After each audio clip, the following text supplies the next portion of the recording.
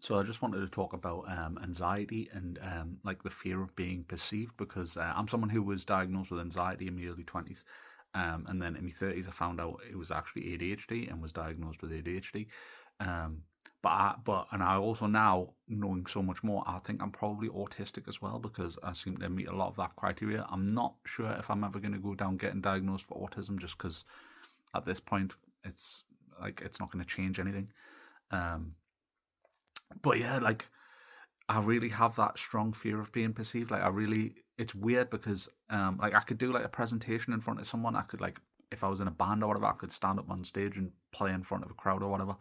Um, but when I'm outside, I just feel awkward like 90% of the time. Like just walking, do you know what I mean? Like when you're like walking down the fucking street and you're like um, you become aware of something like an autonomous task, like a task that your just body does normally without you thinking about it. But then you start thinking about it, and then you cannot do it. So like if someone like right now, if I say like, "Ooh, when was the last time you thought about your breathing?" You might start thinking about your breathing and like the rhythm of your breathing. When normally your body just does that automatically. You just breathe.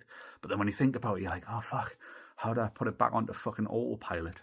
How do I stop thinking about every inhale and exhale?" And it's the same with like walking. So I'll be walking somewhere, and then I'll start thinking like, am I walking weird? Especially when I'm on a bridge. I don't know why. Like if I'm walking across a bridge and like cars are driving past, I feel like the cars are like judging the way I walk, and then I start like walking really weird, and I'm like throwing my arm up in the air and like doing like exaggerated steps, like as if like I've just forgot completely how the legs work. And then I'm also the so opposite.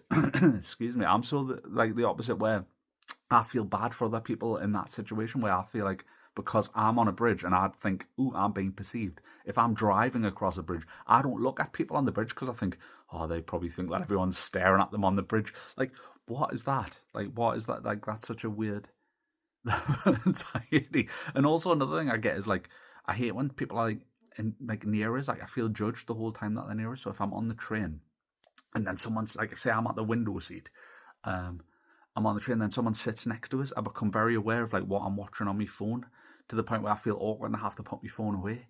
And it's always I always seem to get someone who doesn't play on their phone. So like if I'm like watching TikToks on their phone, I'd expect the person next to them to get their phone out and text a friend or look at something or like And instead, like even though I'm at the window seat, I'll get the person who's like raw dogging the train, just like no technology, nothing, no headphones, like an absolute serial killer, and they're like look past us to look out the window, but out your peripheral vision. Like to me, it's like it feels like I'm being watched the whole time.